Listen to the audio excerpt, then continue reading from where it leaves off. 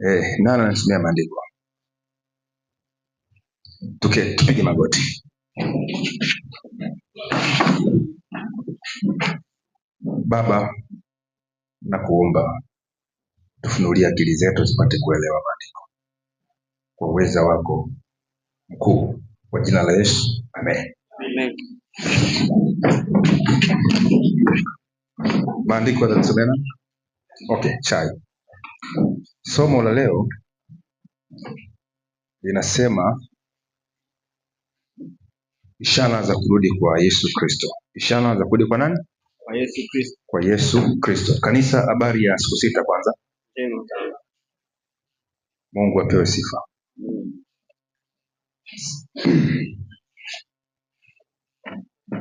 Tupo katika ulimwengu ambao ni mzito sana. Ulimwengu ambao tukikaa kwa ulegevu tunaweza kukosa kitu fulani ambacho Mungu ametuandalia, kitu kikubwa huko mbeleni.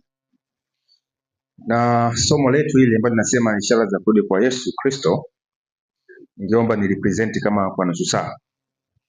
Alafu kama muda utabaki uweze kuwa na mjadala kidogo kama utakuwepo. Kwa ningeomba mwenyekiti wangu uniongoze katika hicho. Sikibaki nusu saa uniambie. Fungu la somo hili ni kitabu kile cha Ufunuo, fungu kuu. Ufunuo sura ya 22 mstari wa 12. Ufunuo 22 mstari wa 12. Hebu nisomee. Nasemaje? Tazama naja upesi. Tazama naja upesi. Na ujira wangu pamoja nami. Kumlipa kila mtu kama kazi yake ilivyo. Asante. Kwanza huko sauti mtu wa mawasiliano iko? Imezima kama kuna mtu anaweza akaangalia pia kama tuko katika sauti. Ukiona sauti utaniambia, utanipa ishara. Rudia andiko. Anasema, naam, tazama naja upesi. Naja upesi. Na ujira wangu pamoja nami. Kumlipa kila mtu kama kazi yake ilivyo. Asante. Tazama naja upesi. Upesi. Hakuna. Hebu ngoja ni 1 network imekoromoka. Jamani, Sole mtandaoni. Ufunuo 22:12. Ndio. Tazama naja upesi. Tazama naja upesi. Na ujira wangu pamoja nami. Kumlipa kila mtu kama kazi yake ilivyo. Kama kazi yake ilivyo. Asante. Wewe Yesu anakuja nini? Upesi. Sasa ukiangalia upesi na kuna miaka tunaambiwa kwamba miaka 2000 leo nini? Iliyopita. Alafu utampo naja nini? Upesi. Hicho kitabu kiliandikwa mwaka 96 mpaka 8 cha Ufunuo baada ya Kristo. Na kwa maneno hayo anaambiwa mtume Yohana kwamba naja nini? Upesi. Sasa inakuwaje hivi? Hebu nisome maandiko ya mwisho kabisa pale katika kitabu cha Ufunuo. Papa 22. Anasema, ndio, neema ya Bwana Yesu iwe pamoja nanyi nyote, amina. Mstari unafuata juu yake. Yeye mwenye kushuhudia. Mwenye kushuhudia haya asema, naam, naja upesi. Amina. Na uje Bwana Yesu. Naja upesi, na uje Bwana Yesu. Kuja kwa Yesu cha kwanza ndio kilele cha kanisa. Ndio tumaini lenye nini? Lenye baraka. Kwa kama kanisa la Mungu atuhubiri kuja kwa Yesu, mara moja tunakoma kuwa kanisa la nani? Kanisa la Mungu. Kwa hiyo malengo yote ya kanisa, hata tunapohubiri ujumbe wa malaika watatu,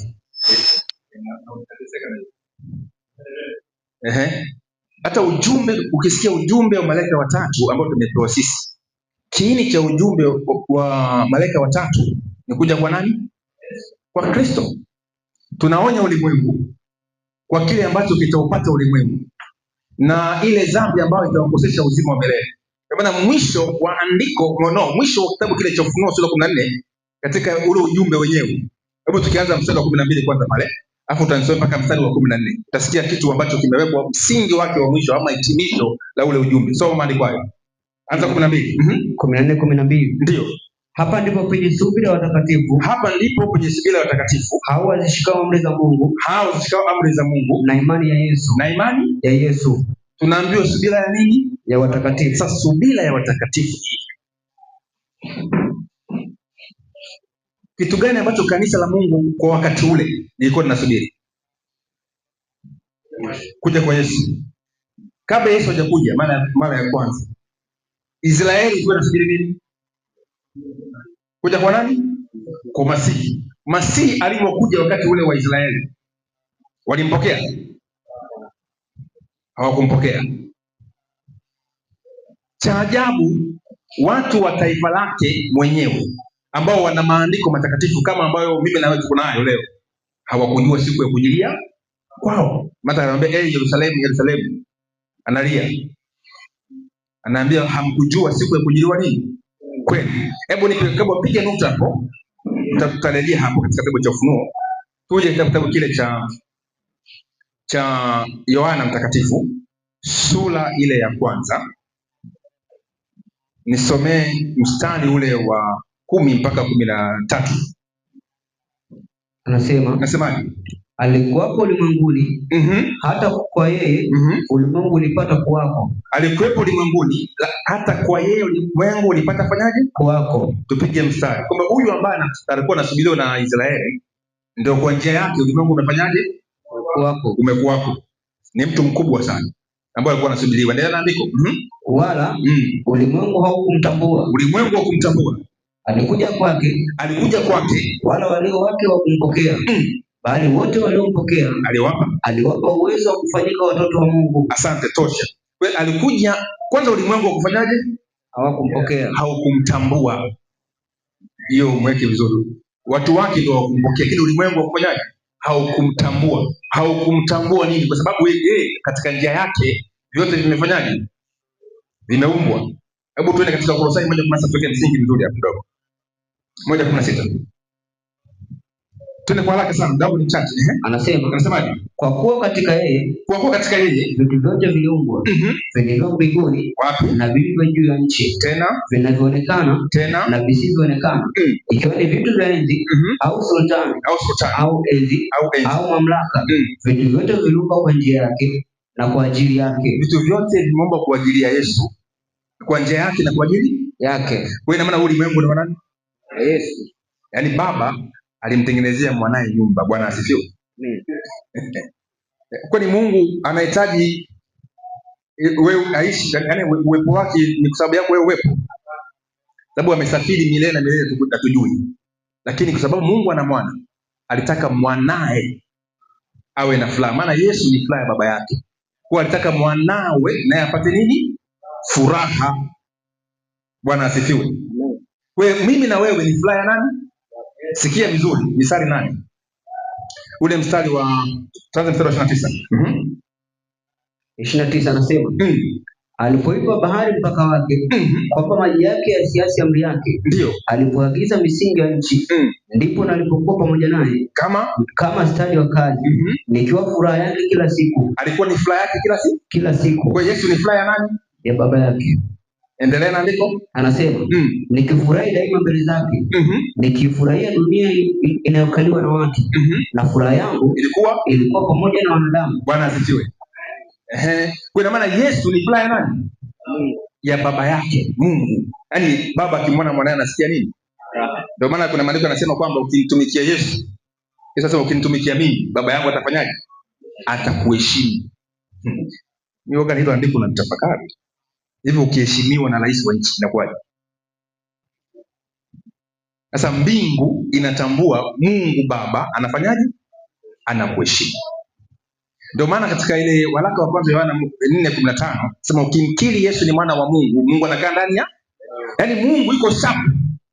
Yaani ukikiri Yesu ni mwana wa Mungu, yuko ndani yako. Bwana asifiwe. Amen. Simona hiyo ni furaha kwa baba Yaani anasikia raha unapomkiri mwanae. Kwa hiyo mtu anayemkiri mwana wa Mungu, anayesema Yesu ni Kristo mwana wa Mungu aliye hai, Mungu Baba anafurahia. Haleluya. Ndio maana leo shetani alivyojuta kitu akacorrupt gospel, akaingiza injili nyingine, mnakilishwa kwa fundisho la utatu na mambo kama hayo na kadhalika. Kwa Mungu anachukizwa na vitu kama hivyo. Sasa tuje katika lile andiko kwamba furaha ya baba ni kwa nani? Kwa mwanae. Na furaha ya mwana nani? Ni pamoja na wanadamu. Sasa ndio maana sasa Yesu anatamani kuja kukaa na wewe. Bwana anasema na uje na kuja nini? Upesi. Sasa kanisa linaitikia amina, na uje Bwana. Haleluya. Sasa ule wito wa kusema ama wa kukiri na uje Bwana, hapo ndio kuna kizungumkuti. Maana andiko linasema kwamba atakuja. Hebu ile andiko 22:14. Ufunuo. Anasema ndio 22:14.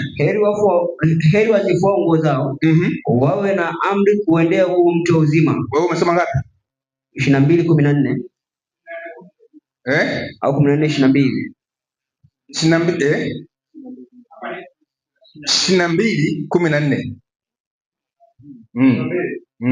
22:14. Anasema hivi. Nasemaje? 22:12, sorry. Sio 14:12. Ufunuo 24 au 14? 22:12 Ufunuo. Asante. Anasemaje? Tazama naja upesi na ujira wangu pamoja nami, kumlipa kila mtu kama kazi yake ilivyo. Kwa hiyo ukiitikia na uje Bwana, unapaswa kuzipima kazi. Sasa hapo ndipo kuna kimbembe. Mtu ambaye anatamani kula bata duniani, nimetumia huo msemo unaoeleweka, atamani kuja kwa nani?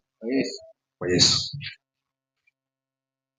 Ndio maana ukisoma Luka 19, utaisoma yote kwa muda wako. Yesu alitoa zile talanta 10, akawagaia wengine talanta, mwingine akampa 10, mwingine 5, si 10, zilikuwa nyingi.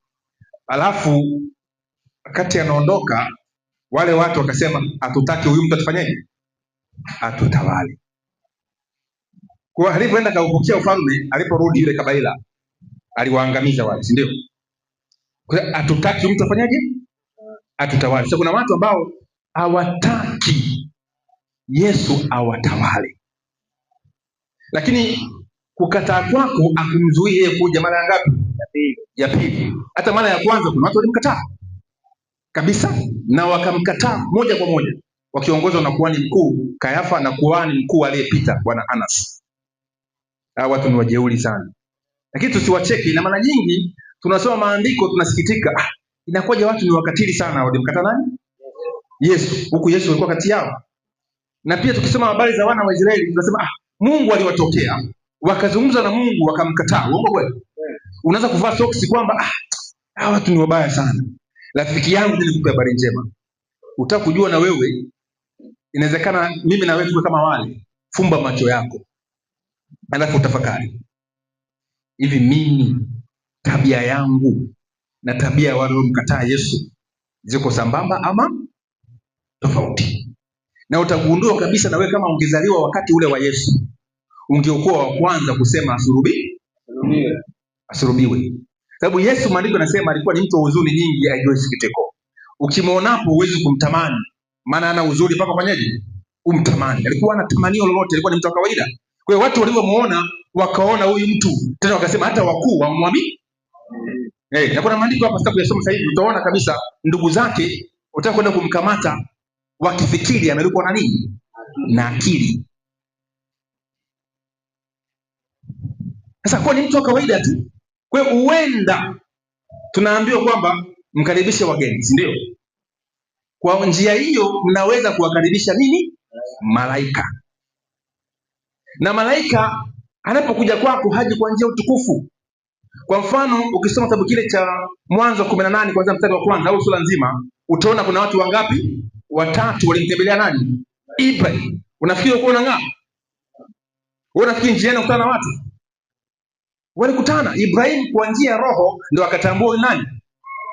Hapo kuna Bwana na malaika wangapi? Wawili. Kwa njia ya roho, sababu alikuwa na roho ya Kristo ndani yake.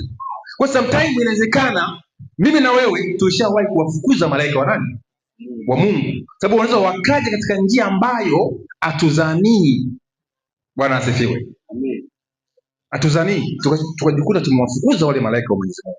Sasa niambie, siku nenda mbinguni umeokolewa mbio, Mungu atukuzwe. Amen. Alafu unaambiwa kwamba ulishaye kumfukuza Gabriel. Si ni jambo zito Ndio maana mbinguni tutalia. Si tukulia kwa furaha. Utalia jinsi ulivyofanya uovu duniani mkubwa. Na taji yako utaishusha mara moja kwa Kristo, kwa sababu umefika pale kwa neema ya nani? Ya Mungu. Sasa chukulia wale ambao hawajawahi kuifika katika hiyo neema, wamekataa injili ya Kristo. Sasa kabla ya hapo, naomba tuweke nukta, turejee lile andiko lile la Ufunuo 22. Tatwende ule mstari wa 13 na 14.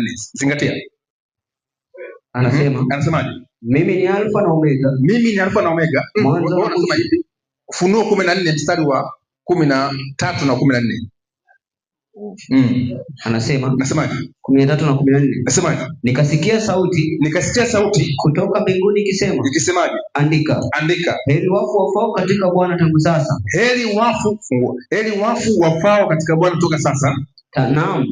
Asema Roho. Wapate kupumzika baada ya taabu zao. Kwa kuwa matendo yao yafuatana nao. Sasa naomba tujenge msingi hapa, tufundishane. 22:12 Ufunuo nasema Yesu atakuja upesi kumlipa kila mtu kulingana na kazi yake ilivyo. Na 14:13 nasema heri wafu wafao katika nini? Bwana. Unajua neno heri ni Kiunguja. Ni Kimvita. Kiunguja maana yake umebarikiwa. Kwa hiyo amebarikiwa yule afae katika Bwana toka sasa amebarikiwa. Kumbe kifo cha muamini ni baraka. Bwana asifiwe. Amen. Kwa sababu unapigiwa muhuri hapo. Ndio maana muamini yoyote katika Kristo, kama ni kweli ni muamini, hawezi kuogopa kifo. Na ukishaondoa roho ya kuogopa kifo, unaweza kuihubiri injili ya nani? Ya Kristo. Huwezi kuihubiri injili ya Kristo kama unaogopa kifo. Never and ever. Huwezi. Kama unaogopa kuyapoteza maisha haya. Na Yesu alisema ukitaka kuokoa nafsi yako utafanyaje? Utaipoteza. Na ukitaka kuipoteza utaiokoa. Kwa hiyo yule mtu ambaye ni mhubiri wa kweli wa Kristo yuko tayari kupotea. Bwana asifiwe. Maana kupotezwa ama kupotea kwa habari njema ya injili ni kwamba umejiokoa. Sasa wale ambao wanaipenda dunia hakika hawawezi kuwa na subira ya watakatifu. Ndio maana mwisho wa Ufunuo 14 ujumbe wa malaika watatu mstari wa 14 inasemaje? Nasema Kisha nikaona natazama wingu jeupe, na juu ya wingu hilo ameketi mmoja mfano wa mwanadamu mwenye taji ya dhahabu juu ya kichwa chake, na katika mkono wake mundu mkali. Ni kwa mwisho ujumbe ule wa malaika watatu, nani anamalizia? Yesu Kristo anatokea, si ndio? Kwa hiyo tukimaliza ule ujumbe tuhubiri, maana ujumbe nyingine mwanangu, na leo kuna kweli, zipo kweli za msingi tu ziko. Bwana asifiwe. Lakini zipo kweli za nini? Za leo, ukweli wa sasa. Makanisa mengi tu yanafundisha ukweli, usizini, ukweli, ndio. Usiibe, si ukweli. Mambo kama hayo tu wanafundisha. Makanisa mengi kabisa wanakuwa tunahubiri injili. Lakini habari njema ni hii. Usipofundisha ujumbe wa kuja kwa nani? Kwa Kristo, na kuonya ulimwengu, bado hujafikia tamati ya kuhubiri injili ya Kristo. Kwa hiyo ujumbe ambao utamleta Kristo ni ujumbe wa malaika wangapi? 3. Ndio maana unaanza mcheni Mungu na kufanyaje? Na kumtukuza, maana saa ya hukumu yake imekuja. Msujudieni yeye aliyeziumba mbingu na nchi na bahari na chemchemi za nini? Za maji. Mtu mmoja juzi aliniuliza, mtumishi Masara, mbona nawaangalia ndani ya kusanyiko lenu mnapiga magoti kila siku? Umeelewa kwa nini? Ni mtu wa Jumapili. Nikasema kumbe tuna haja ya kuhubiri ujumbe wa malaika wangapi? 3. Maana ukimjua Mungu wa kweli, hakika utaanguka. Na kama leo tunaanguka chini kwa desturi, basi hatujaguswa na nani? Na ukuu wa nani? Wa Mwenyezi Mungu. Na ujumbe wa pili Umeanguka nini? Babeli. Ujumbe wa tatu ni onyo. Mtu awe yote akimsujudu huyo mnyama na kupokea chapa yake na sanamu yake, kuna ghadhabu inashuka pale chini. Kwa hiyo ndio ujumbe ambao unamleta Kristo mara ya ngapi? Ya pili. Na ule mundu ambaye ameshika mkono wako wa kuume, ukisoma maandiko hayo, ataitupa kuvuna. Nani akashakatia ng'ombe majani? Naona hapa wahaya waga wafuge. Kuongea mambo ya ndizi wataelewa. Wakule hapo wanaelewa katakati yao. Sasa kwa hiyo ile mundu imejipinda hivi, ukizungusha kisha inakata. Na ukijichanganya tu inaweza kutoka na kidole, si ndio? Sasa hiyo mundu, Yesu anapokuja mara ya pili anatumia nini? Mundu kiroho. Na mundu inapokata inavuna majani yoyote, si ndio? Alafu na yule mvunaji anachagua hili jani hili alifaa naika wapi? Kando. Hebu soma andiko, endelea na andiko sikia. Anasema na malaika mwingine akatoka katika hekalu akimlilia kwa sauti kuu, akasemaje? Yeye aliyekuwa ameketi juu ya lile wingu, tia mundu wako ukavune, kwa kuwa saa ya kuvuna imekuja, kwa kuwa mavuno ya nchi yamekomaa. Na yeye aliyeketi juu ya wingu akatupa mundu wake juu ya nchi, nchi ikavunwa. Endelea. Kisha malaika mwingine akatoka katika lile hekalu lililoko mbinguni, yeye naye ana mundu mkali. Na malaika mwingine akatoka katika ile madhabahu, yule mwenye mamlaka juu ya moto, naye akamlilia kwa sauti kuu yule mwenye mundu ule mkali, akisemaje? Tia mundu wako mkali ukachume vichala vya mzabibu na mzabibu wa nchi, maana zabibu zake zimeiva sana. Endelea. Malaika yule akatupa mundu wake hata nchi, akauchuma mzabibu wa nchi, akazitupa zabibu katika shinikizo hilo kubwa la ghadhabu ya Mungu. Shinikizo lile likakanyagwa nje ya mji. Damu ikatoka katika shinikizo mpaka kwenye hatamu za farasi. Naam. Mwendo wa maili 200. Je, niwaambie habari njema. Mundu wa kwanza ambao uko mkononi mwa Kristo upande wa kuume ni kuvuna watakatifu. Na mundu wa pili ni angamizo la waovu. Na damu yao itakanyagwa na itajaa kwa maili ngapi? 200. Hivi maili 200 mnafahamu? Hatamu ya farasi, hatamu ni hii hapa, unaona unashikwa hapa. Sina mkiona farasi na ile kamba yake, mnampiga hivi, anasonga mbele. Hiyo farasi ni ndefu. Farasi anaweza kafika kama pointi ya tai. Sasa inajaa mpaka damu inajaa mpaka wapi? Kwa maili ngapi? 200. Maili 200 si mchezo. Maili 200 si mchezo. Maili 200 ni kama kilomita 500 au 600 hivi. Kwa kama kutoka Dar es Salaam mpaka Arusha, damu inajaa kwa hatamu ya nini? Ya farasi. Kwa hiyo ni kikanyago kizito sana kwa waovu.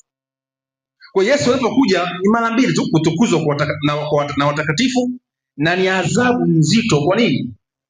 Kwa mtu sio mcha Mungu. Hebu nipe andiko hili. Wathesalonike wa pili sura ya kwanza mstari wa 6 mpaka ule wa 8. Haraka. Wathesalonike wa pili sura ya kwanza mstari wa 6 mpaka wa 8. Anasemaje? Kwa kuwa ni haki mbele za Mungu kuwalipa mateso wale wawatesao ninyi, na kuwalipa ninyi watesao raha pamoja na sisi, wakati wa kufunuliwa kwake Bwana Yesu kutoka mbinguni pamoja na malaika na uwezo wake, katika mwali wa moto, huku mkiwalipiza kisasi wao wasiomjua Mungu. Nini? Mungu. Kwa maana wale wasiomjua Mungu wanalipizwa nini? Kisasi. Na maandiko yanasema wakujue wewe Mungu wa kweli na wa pekee, Yesu Kristo anafanyaje? Kwa yule ambaye asiyemjua Mungu anakutana na mkono wa nani? Wa moto na wa kisasi. Mjue na uzima wa milele huu. Ukisema ile andiko ile 17:1 mpaka 3, Yesu akainua macho yake mbinguni akasema, Baba, mtukuze mwanao kama vile mwanao anavyofanyaje kutukuza, na kama vile ulivyompa mamlaka juu wote wenye mwili, ili wote uliompa wape uzima wa milele, na uzima wa milele ndio huu, wakujue wewe Mungu wa pekee na wa kweli na Yesu Kristo uliye mtuma. Sasa andiko linasema anakuja kuwalipiza kisasi wasiomjua nini Mungu, na kabla hajakuja, ndio maana nimekupa ufahamu umjue Mungu.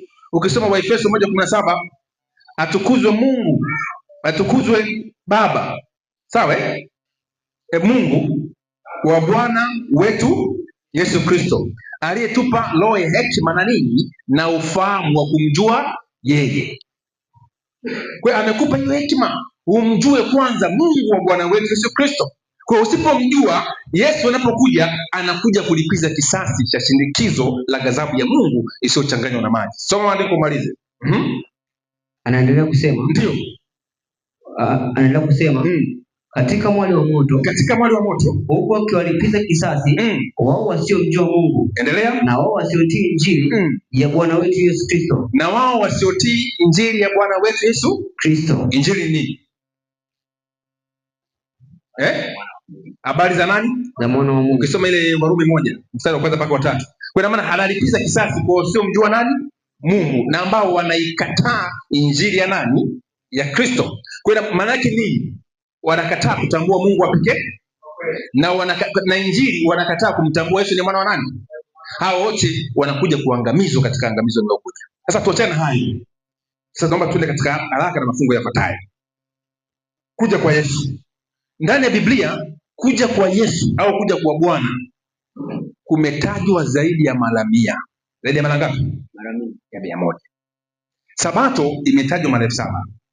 Na jina la Yawe ngai Biblia kidogo imeondoa, limetajwa pia mara 7. Na kuja kwa Bwana kumetajwa zaidi ya mara 100. Kwa hiyo ukisikia kitu kinatajwa zaidi ya mara 100, ujue ni kitu kizito kizito sana. Sasa kuja kwa Yesu kulianza kutangazwa na Mungu mwenyewe katika bustani ya Eden, ile Mwanzo 3 kuanzia mstari wa 15. Maandiko yanasema ataweka uadui kati ya uzao wa mwanamke na uzao wa nini? Wa nyoka. Huo ani uzao wa nyoka utamponda uzao wa mwanamke kisigino, na uzao wa mwanamke utamponda nyoka nini? Kichwa. Hapo ndipo tumaini lenye baraka likaanza kuelezewa. Na ni kweli, mwisho wa wakati wote Ibilisi ambaye anawakosesha mataifa atatupwa katika ziwa la nini? La moto. Hebu tuweke andiko hilo kwanza. 20:14 kitabu cha Ufunuo. 20:14. Nasemaje? Anasema mauti na kuzimu. Mstari wa 10. Mstari wa 10 anasema hivi. Na yule ibilisi mwenye kuwadanganya akatupwa katika ziwa la moto, la nini? La moto na kiberiti, alimo yule mnyama na yule nabii wa uongo, nao watateswa mchana na usiku hata milele na nini? Na milele. Kwa ina maana mwisho wa wakati Ibilisi ambaye ni nyoka kwa mujibu wa Ufunuo kwa maana ya unabii atapondwa nini? Kichwa. Kwa hiyo Mwanzo 3:15 ni tangazo la ujio wa nani? Wa Kristo. Na cha ajabu, manabii wa wakati ule, hata Henoko kuna mtu nabii, Bwana asifiwe, mzee wa imani, mtu wa sababu baada ya Adam, aliendelea kuhubiri habari njema za ufalme wa Mungu. Ndio maana kusema Yuda 1 ule mstari wa 14, nisomee. Utaona huyu Enoch anatangaza kuja kwa nani? Kwa Kristo. Soma maandiko hayo. Anasema na Enoko mtu wa 7 baada ya Adam alitoa maneno ya unabii juu ya hao akisemaje? Angalia Bwana anakuja na watakatifu wake. Bwana atakuja na watakatifu wake maelfu ili afanye hukumu juu ya watu wote, na kuadabisha wote wasiomcha Mungu. Bwana asifiwe. Amen. Hivi toka Henoko, mtu wa namba za historia za mambo ya miaka, toka Henoko mpaka leo miaka mingapi?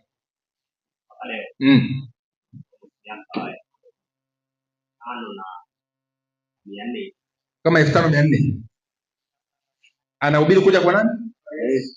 Na anawahubiria wale au watu wa gharika kabla hawajaenda kwenye gharika. Alikuwa akiwaonya dhambi zao. Mungu alikuwa na mashuhuda. Mambo mengi ya habari za gharika kabla ya gharika hayajaandikwa sana. Lakini kusoma kitabu cha Practical the Prophets cha Ellen G. White ametoa mafunuo mengi kuhusu watu wa gharika. Watu wa gharika walikuwa na magunduzi mengi sana. Mengi ya ajabu sana. Hata leo kuna miji huko imefunuliwa huko Antarctica. Jua shetani pia anaficha siri ili aonyeshe kwamba zama hizo kulikuwa kuna watu ambao ni kamili, wenye maendeleo. Yeye anasema kwamba historia ya dunia au theory ya dunia kwamba watu wa zamani walikuwa ni primitive, alafu wa leo ndio watu wako sawa. Na watu wa zamani walikuwa wanabadilika kutoka hatua mpaka nini? Hatua. Kwa hiyo sisi ndio watu wa kamili. Kwa hiyo wanafifisha historia ya Biblia. Maana Biblia shetani anapambana na injili ya Kristo. Lakini maandiko yanatuambia kwamba watu wa zamani walikuwa ni wakubwa, wenye nguvu, ni wenye akili nyingi kuliko nini? Sisi. Maana Mungu aliumba mtu wa tofauti. Hata leo tumekuwa ni vidogo mno. Hata muda tukisimama kuna wengine ni warefu, wengine ni wafupi. Ndio maana kitabu kile cha Yoeli kwamba watu wa Mungu watakuwa katika siku zile za ufalme wake. Sasa huyu Enoko akawaonya kabla ya gharika. Na watu wa gharika walikuwa wanafanya nini? Nimesema ishara za kurudi kwa nani? Kwa Yesu Kristo. Walikuwa wanafanya nini? Kwa watu wa gharika walikuwa kama mimi na nani? Na wewe. Hebu nisomee kabla ya hapo kwanza. Naomba mpige mstari hapo. Tusome maandiko machache kuhusu kuja kwa Yesu. Machache yako maandiko kama 100, lakini tutasoma tu machache kama 5 6 hivi. Hebu nipe Zaburi 50 mstari wa 3 mpaka wa 6. Enoko anasema kwamba Bwana atakuja na atawapa adhabu wale wasiomcha nani? Mungu. Kwa hiyo mtu asiyemcha Mungu anawindwa na Mungu siku za mwisho. Ila kama hujaangamizwa, Mungu anakupa ujumbe wa rehema. Maana mpango wa Mungu si dikteta. Mungu hapendi kila mtu aangamie, lakini hana jinsi kama ukiendelea kung'ang'ania dhambi. Anatoa maandiko, sikia vizuri hapo. Anasemaje? Mungu wetu atakuja, wala hata nyamaza. Moto utakula mbele zake. Moto utafanyaje? Utakula mbele zake. Na tufani yavuma sana, ikimzunguka pande zote. Maliza andiko. Ataziita mbingu zilizo juu na nchi pia. Awahukumu watu wake. Nakusanyieni. Soma vizuri. Nikusanyieni wacha Mungu wangu. Waliofanya agano nami. Kwa dhabihu. Bwana asifiwe. Amen. Tunaokolewa kwa dhabihu gani? Si dhabihu ya Kristo? Kwa mtu tuambie za Waislamu, tusione tashwishi. Kama wasipofanya agano la dhabihu, damu ya Kristo, waweza kufanyaje? Kuokolewa. Bali nikasema kuhubiri injili pia ni kujitoa mwanga. Maana hubiri maneno mazito sana. Watu wa Mungu katika historia wote walifinywa katika maeneo. Sasa pointi iko pale, andiko nasema Mungu wetu atafanyaje? Atakuja. Kwa Yesu ni nani? Mungu. Mungu. Mbona tunakuwa kidogo wagumu? Mungu. Ni Mungu Ndio. Lakini katika msingi ni Mungu kwa sababu gani? Ni mwana wa nani? Wa Mungu. Baki ngapi? Nilikwambia 30. Ndio maana hata ukinipikia hapo mimi nisema somo si lazima nilimalize. Nibaki 17. Sasa hapo. Si mbaya. Kwa Yesu maandiko yanatuambia yeye nani? Ni Mungu. Ukisoma ile 1:9, hebu nisome tu Ibrania. Kwa Mungu wetu anakuja. Kwa hiyo lazima tuseme ukweli. Mungu wetu anafanyaje? Anakuja. Soma. Anasema lakini kwa habari za mwana asema kiti chako cha enzi Mungu ni cha milele na milele. Kwa ina maana baba anamuita Yesu nani? Mungu. Kwa Yesu anapokuja maandiko yanasema Mungu wetu anafanyaje? Anakuja. 25:6 kitabu cha Isaya. 25:6. Anasemaje? Anasema hivi. 26. 15-17. Anasemaje? Maana Bwana atakuja na moto. Na magari yake ya vita. Kama upepo wa kisulisuli. Ndio. Ili atoe malipo ya ghadhabu yake. Kwa moto wakao na maonyo yake endelea, kwa miali ya moto. Naam. Kwa maana Bwana atateta na wote wenye mwili. Zingatia, Bwana atateta na wote wenye nini? Wenye mwili. Wewe una mwili? Ndio. Wewe una mwili? Ndio. Kwa Bwana atateta na wote wenye nini? Wenye mwili. Ndio maana Yesu alisema hivi, Baba, kama ulivyonipa mamlaka juu yote nini? Wenye mwili. Wenye mwili, wote wenye mwili, ili wewe unipa ni wape uzima wa milele. Kama ukishindwa kupokea uzima wa milele, utapokea nini? Atateta nawe kwa moto. Wewe ndio sasa utete naye kwa habari ya kumwamini. Endelea na andiko. Anasemaje? Kwa maana Bwana atateta na wote wenye mwili. Ndio. Kwa moto na kwa upanga wake. Ndio. Nao watakaoona Bwana. Watakuwa wengi. Watakuwa ni wengi. Watakuwa nani? Wengi. Sasa haya maandiko tusiyasome kwa kuwatupia watu wengine. Hebu tuyasome kwa kujitupia sisi. Inawezekana pia unao kawa miongoni mwa nini? Utakaouawa. Maana Mungu si Mungu wa vichekesho, si Mungu wa nini? Umezaa. Mungu yuko direct kanyoka. Yeremia 25:33. Sikia vizuri hapa. Yeremia 25:33. Anasema hivi. Nasemaje?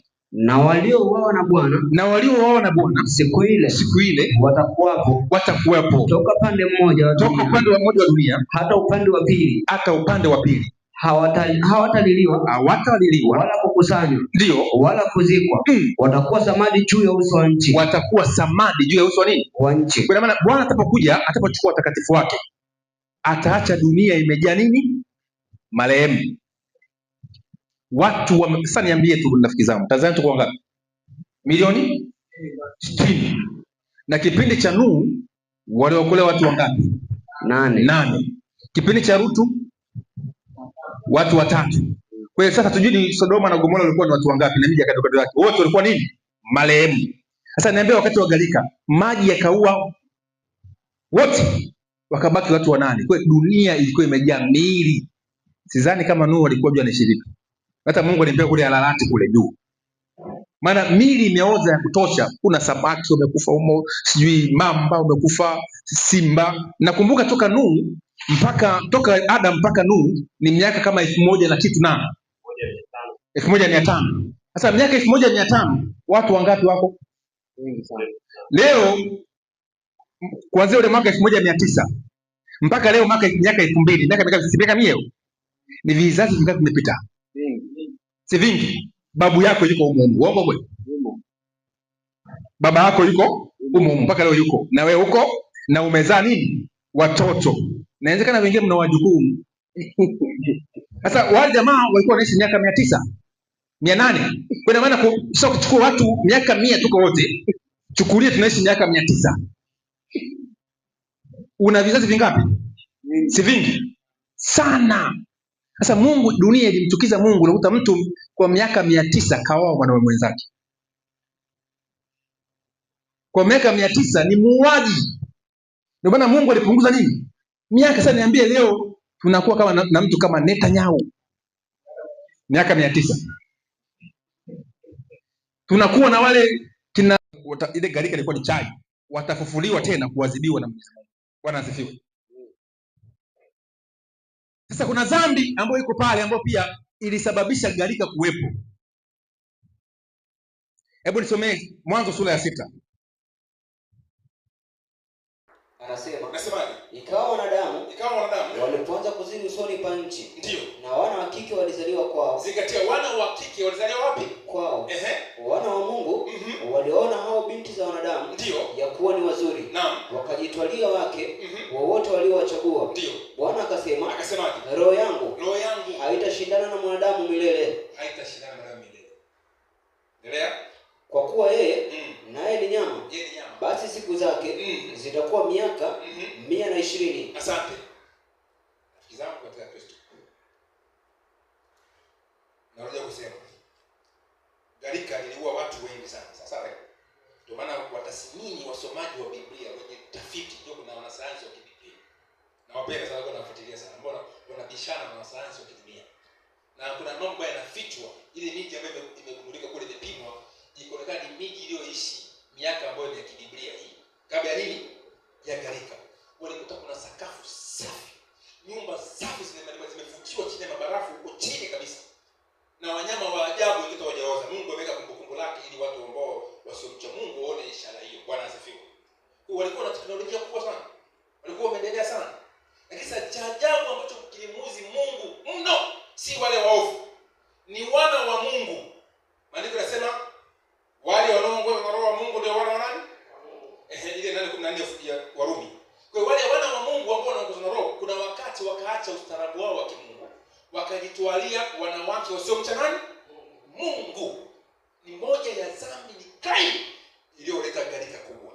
Na leo ukiona tasnia ya ndoa imekufa mpaka ndani ya kanisa la Mungu, ujue ni ishara siku za nini?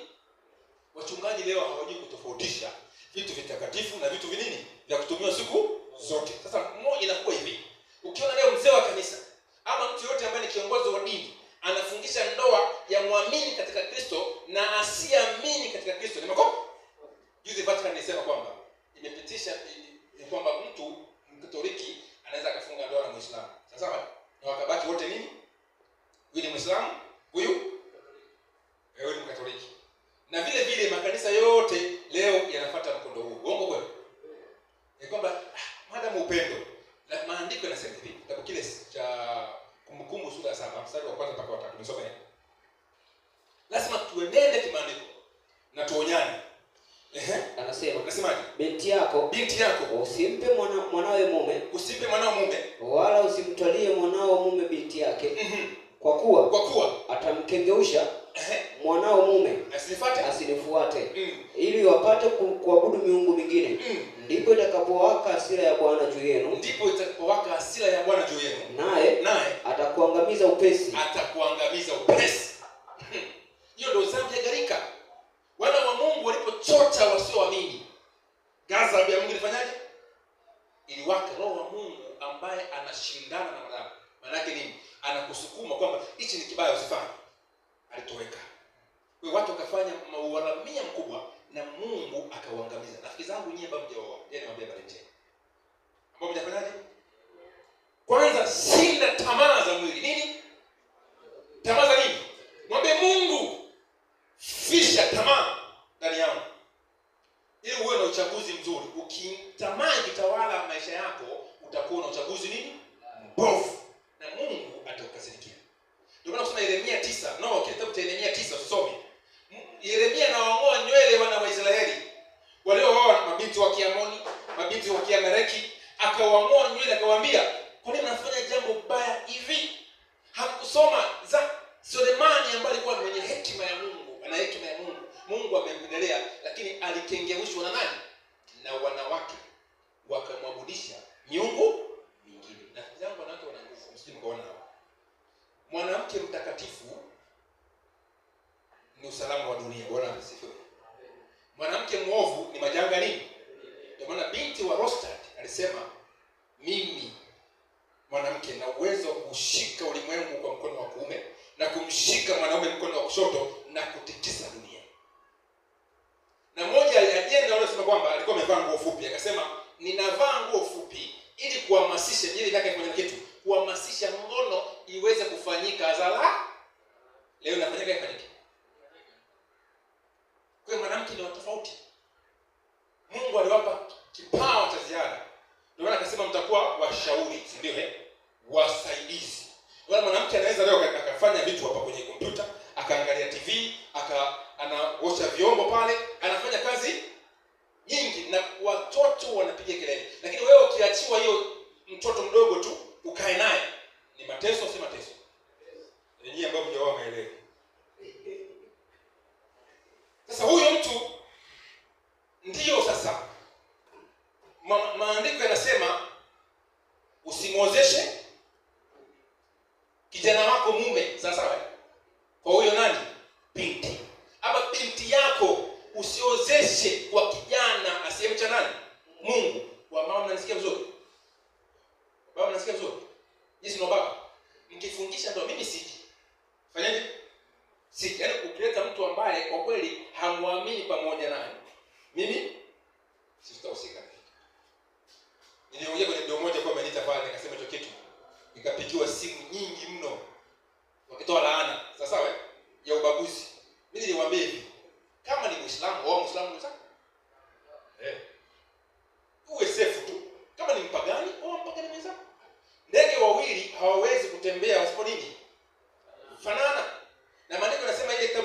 katika tatu kwamba watu wawili wanaweza kutembea pamoja bila kupatana. Inawezekana? Inawezekana. Hebu nipate muda mchache ile somo nitengeneza mchana. Bwana asifiwe. Tuweze kulichimba vizuri ile somo. Tuangalie bayana na tudiscuss kuja kwa Yesu na tabia zetu ambazo tuko nazo. Sasa nibaki dakika ngapi? 2. Hizo tutatumia kwa andiko moja hapa. Alafu tutaomba. Mathayo 24:37 mpaka 39 msome.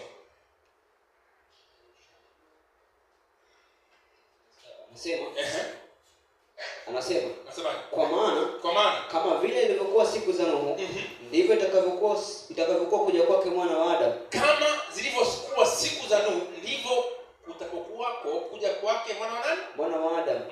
Kwa kuwa kama vile siku zile zilizokuwa kabla ya gharika, ndio watu walivyokuwa wakila na kunywa, wakioa na kuolewa, hata siku ile aliyoingia Nuhu katika safina, wasitambue hata gharika ikaja ikawachukua wote. Ndivyo kutakavyokuwa kuja kwake mwana wa Adamu. Bwana asifiwe.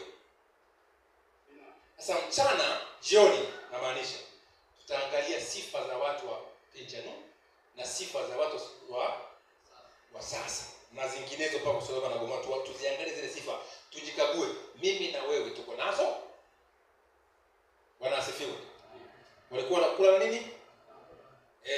Sasa msije mkawaza kwamba na mimi natimiza unabii nakula na nini? Na kunywa. Unakula nini? Kuna ulafi huko. Asante. Baada ya kusema hayo, tusimame.